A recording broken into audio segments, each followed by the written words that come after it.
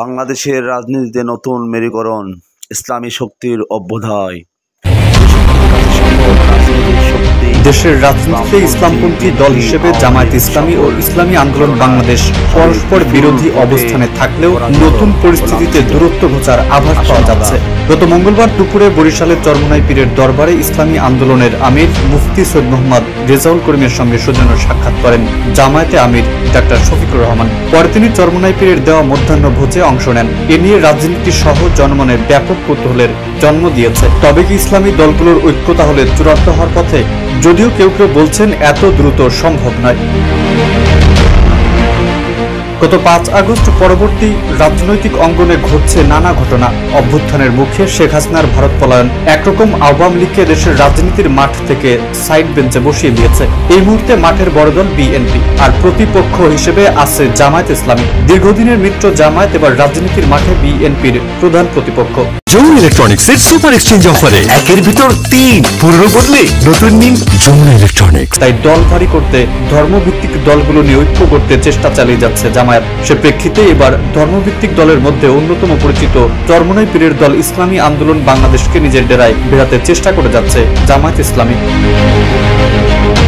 এদিকে জামায়াত ইসলামী বাংলাদেশ ও চরমোনাই পীরের নেতৃত্বাধীন ইসলামী আন্দোলনের বৈঠক নিয়ে দুশ্চিন্তার কোনো কারণ নেই বলে মন্তব্য করেছেন বিএনপির স্থায়ী কমিটির সদস্য ও লিয়াজো কমিটির প্রধান নজরুল ইসলাম খান। সাংবাদিকদের প্রশ্নের জবাবে নজরুল ইসলাম খান বলেন, বাংলাদেশের যারা রাজনীতি করবেন তাদের যার সঙ্গে মতের মিল হবে, একসাথে কাজ করার জন্য চিন্তা করতে পারে, সিদ্ধান্ত নিতে পারে। এটা নিয়ে কারো কোনো দুশ্চিন্তা থাকার কারণ নাই। একসময় এক দল আরেক দলের বিরোধিতা করেছে, সমালোচনা করেছে, আবার আন্দোলনের এক পর্যায়ে গিয়ে তারা একমত হয়েছে।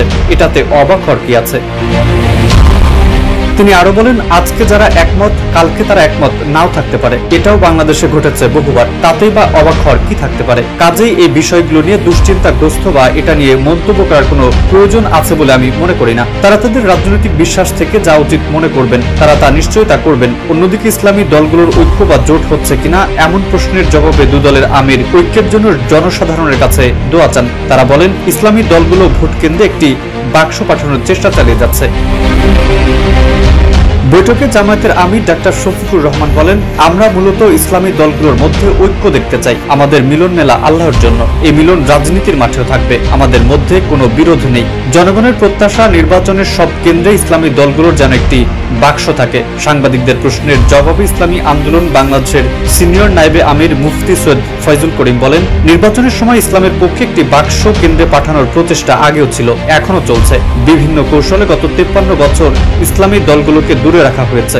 5 আগস্ট নতুন স্বাধীনতার মাধ্যমে ইসলামী পক্ষের জন্য একটি ভালো ক্ষেত্র তৈরি হয়েছে। তবে আমরা যদি সময়োপযোগী বিচার না করি তা আমাদের জন্য অকল্যাণকর হতে পারে।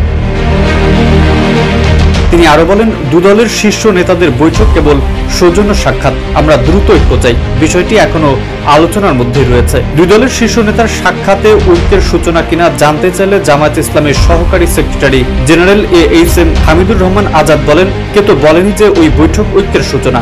আমরা সব দেশপ্রেমিক দল ও ইসলামী শক্তি ঐক্যবদ্ধ থাকলে 24-এর আন্দোলনের চেতনা সমুন্নত থাকবে। আমরা বহুকালে দেশে রাজনীতি করছি।